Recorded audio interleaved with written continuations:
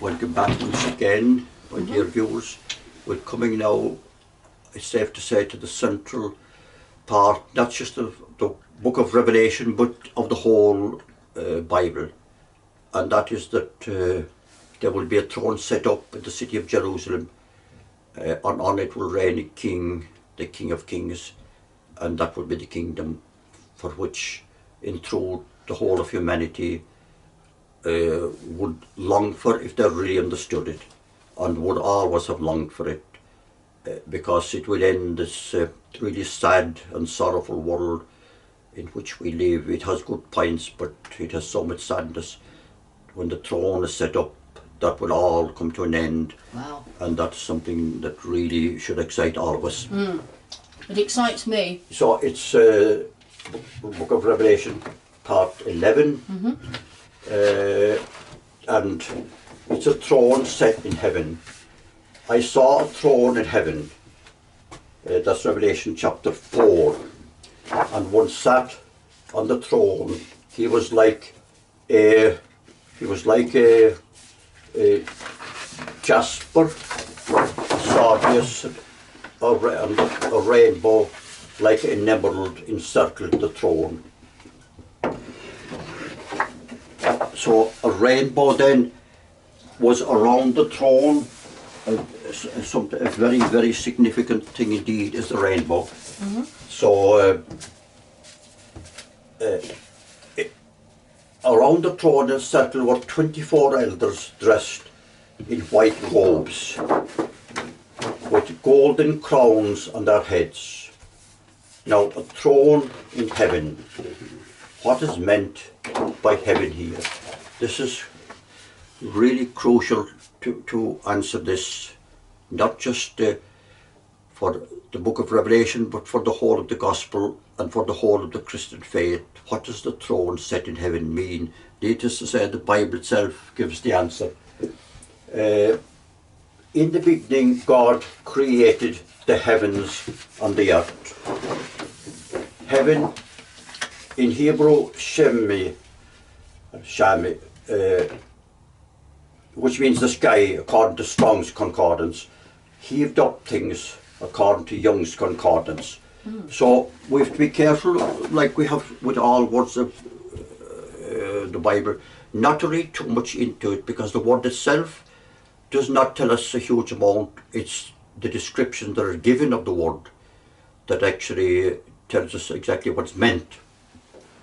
The Lord himself is God in heaven above. That's from the book of Deuteronomy.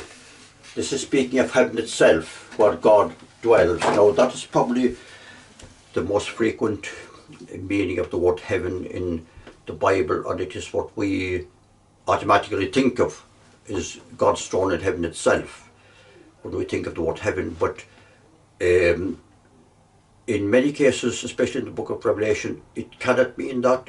It just doesn't mean it, for the simple reason that it doesn't make sense. So let it speak for itself. The Lord's throne is in heaven, says Psalm 11. Now, going on then to a different meaning for the word heaven. The king of Babylon said, I will ascend to heaven, I will raise my throne above the stars of God. That's from the prophet Isaiah.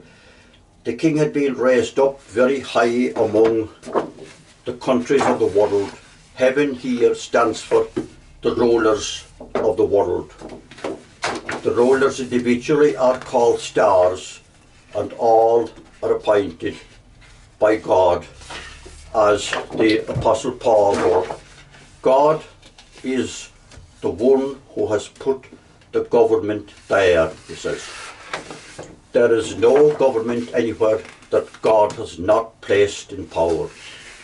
I know this might sound strange, and we think, how is it that he appointed characters to lead nations and to raise up to very high positions, like we know has happened and is happening, but we have to accept it. But bear in mind that everything in this present world is imperfect, including the stars, the government leaders, the political class, and God uses that imperfection, those imperfect characters and people, to rule this present world, but that will radically change, of course, in the kingdom. There's no power but of God. The powers that be are ordained by God, said the Apostle Paul. Now the king of Babylon said, I will raise my throne above the stars of God. He wanted to be higher than the other world leaders, so that he wasn't satisfied with just being a mere leader. He wanted to be first among them and higher than them. You are fallen from heaven, O Lucifer.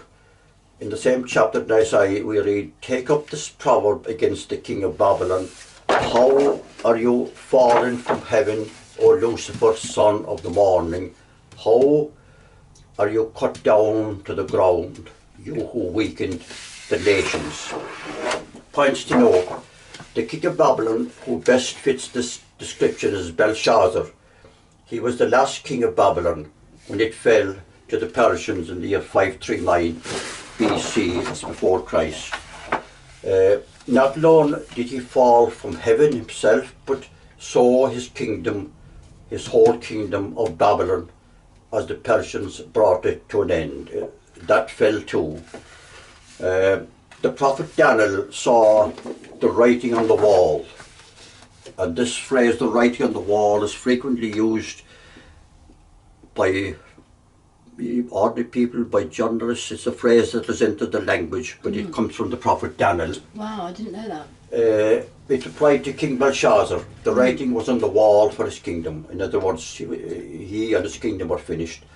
You are fallen from heaven, O Lucifer. The word Lucifer means day star. Two Jewish versions of the Bible have, how art thou fallen from heaven, O bright star, son of the morning. That's the Jewish Horan'S Bible. How are you fallen from heaven, O shining one, son of the dawn? The Jewish Tanakh Bible says. The New International Version is, how are you fallen from heaven, O morning star, son of the dawn?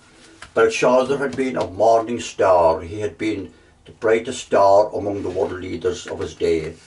Belshazzar's Feast is a musical which was written in 1931 by William Walton, an English composer.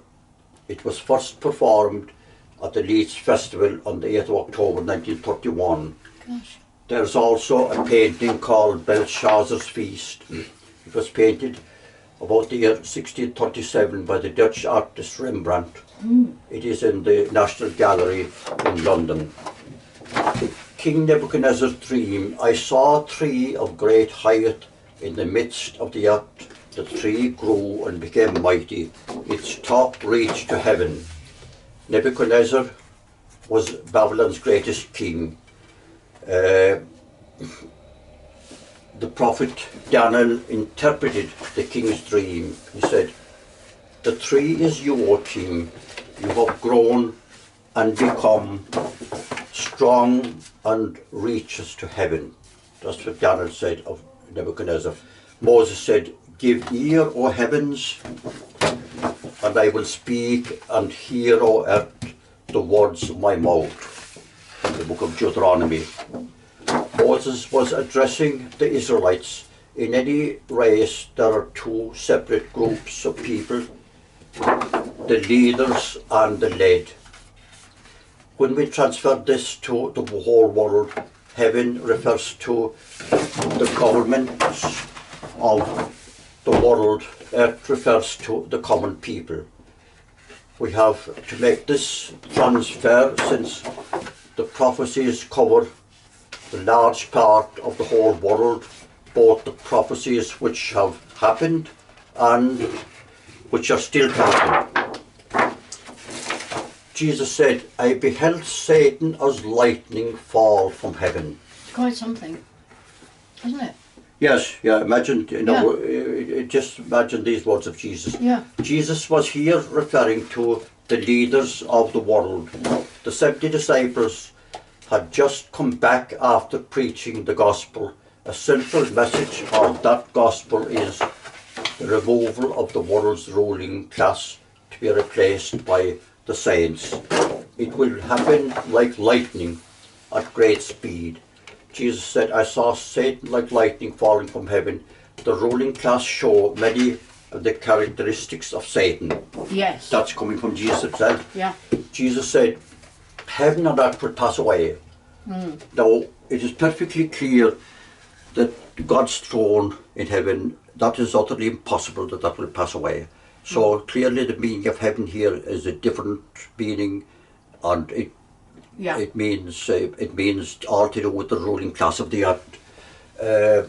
Jesus meant the human rulers of the world will pass away, as will the way of life of the common people. How will the earth pass away? The earth is the common people and the ruled. Their way of life will pass away to be replaced by a much better one. Lovely. God said, I create new heavens and a new earth. So that will be the kingdom. A completely new world here on this earth where peace and joy will everywhere prevail. So the difference of the way of life even for the common people is so great, or will be so great, that it will be described as totally new. The present ways of this present world will almost vanish, not just for the saints, the ruling class, but for the common people, the earth. And wonderful. So therefore, of course, that is the language then which is used by the prophets, a new heaven and a new earth. Getting back down to, I saw a door open in heaven. Let us return to the chapter 4 of the book of Revelation. The door was opened into the new heaven, into the kingdom. The door, in fact, opens to Jerusalem, which will be the capital of the kingdom. So that is the door open to heaven, is the city of Jerusalem, the new Jerusalem. I saw a throne set in heaven, the throne of David, which will be restored in Jerusalem. And one sat on the throne. This is Jesus, who will be crowned on David's throne, as the angel Gabriel said to Mary. You might think, as some people might say, even some Christians, well, that's all the Old Testament. But what about the New? So let's look then exactly at the New Testament, see what it has to say. The angel Gabriel said to Mary, Mary, do not be afraid, you have won God's favour. Listen, you are to conceive and bear a son, and you must name him Jesus. He will be great and will be called the Son of the Most High. The Lord God will give him the throne of his ancestor David. He will rule over the house of Jacob forever, and his kingdom will have no end. The house of Jacob is Israel, because the name of Jacob, who was the grandson of Abraham, was changed by the angel to Israel. He will be the king of Israel, then the king of the Jews. That will be Jesus. All countries will become part of the commonwealth of Israel. So by being king of Israel, Jesus will be king of the whole world. He will be king of kings. So it's Jesus himself said, Jerusalem is the city of the great king. There has been no great king there from that day to this. The great king will be none other than Jesus himself. I heard a voice like a trumpet. This is going back to Revelation chapter 4. The trumpet will be sounded to introduce the final events of history, the lead up to the end. He that sat on the throne looked like a jasper and a sardine stone. These two stones describe Christ in his dual role as Son of God and Son of Man. Jasper stands for the Spirit. It is a beautiful cerulean gem, clear as crystal, and is a symbol of God's Spirit. Sardine stands for the flesh, for human beings. It is a cornelian and resembles the colour of the human skin. A rainbow The colour of emerald surrounded the throne. The rainbow was given to Noah as a sign of God's covenant with man. It has 7 colours. 7 is the perfect number. Now when you look up at the rainbow, you can't actually see 7 colours with the human eye, but it has 7. And what a remarkable thing that the rainbow has the perfect number in it, the number 7. Green is the main colour of this rainbow. In the breastplate of the high priest, the emerald represented Reuben, who was the oldest son, which means see a son. That's what the word Reuben means. In the New Jerusalem, the emerald represents Asher, which means blessed. These 2 names together mean see a blessed son. This is a perfect description of Christ. Both the breastplate of the high priest on the wall of the New Jerusalem have 12 precious stones representing the 12 tribes of Israel. Why is green? So it's important then to remember how the book of Revelation is so linked with the Old Testament. Yeah. It really is.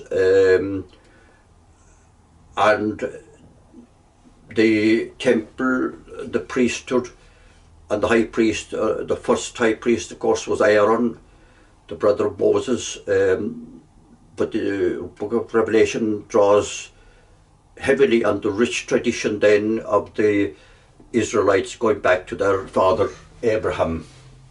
Why is green the main colour around the throne? Firstly, because it represents the blessed Son, that's Jesus, who will reign on the throne.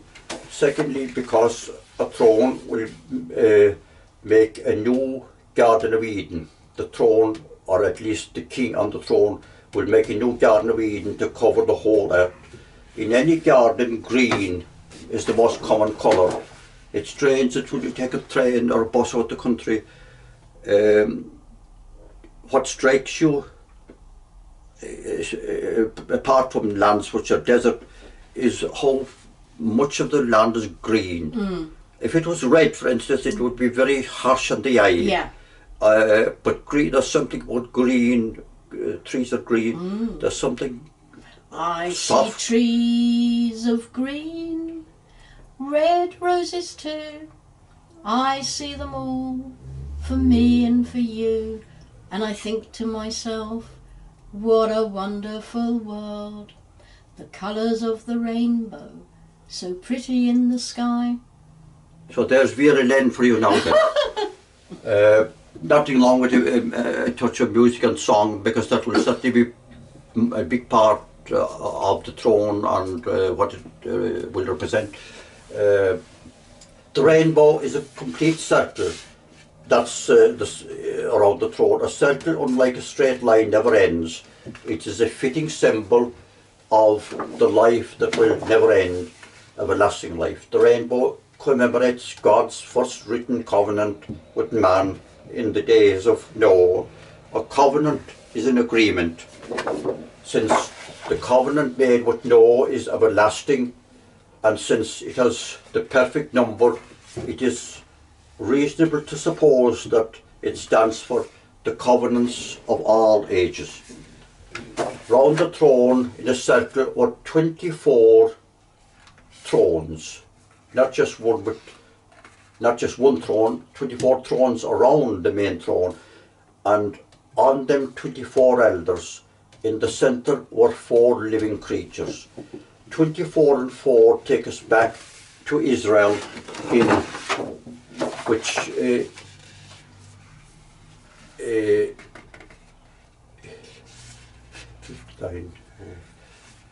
takes us back to Israel in the days of Moses and David. David divided the priesthood into 24 divisions, and Moses divided Israel into 4 divisions.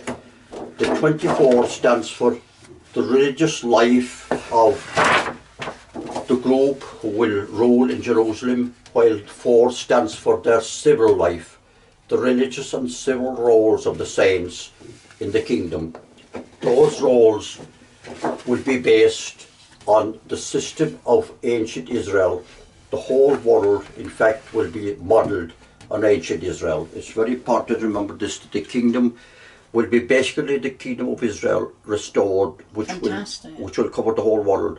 Fantastic. And a lot of the practices and laws of the Israel of the days of Moses will be brought back. Amazing. Because, of course, they were all God-given, and they were given by the same God who will send the Son to reign on David's throne. So the 4 living ones each had 6 wings. 6 is the number of man, because man was made on the 6th day, while 7 is God's number. Adam was made on the 6th day, so 6 is man's number. 6 is to stress that this group had once been weak and fallen human beings, but will then be glorious and immortal. Wings in a bird gives it terrific speed. The saints will be able to travel mighty fast. We don't know how fast, but we can take it for certain they will be able to fly through the air, like Jesus flew through the air, of course, when he ascended to heaven. And there's an instance where there was Philip the deacon, as described in the Acts of the Apostles, was suddenly taken away, and it seems that he was moved at great speed through the air, even though he was very much human. So the saints will not need any transport system. They will be able to travel at incredible And speed. could we leave it there, Neil? Yes. And go straight into the next session? Yes, we can. Lovely. Yeah. Fine.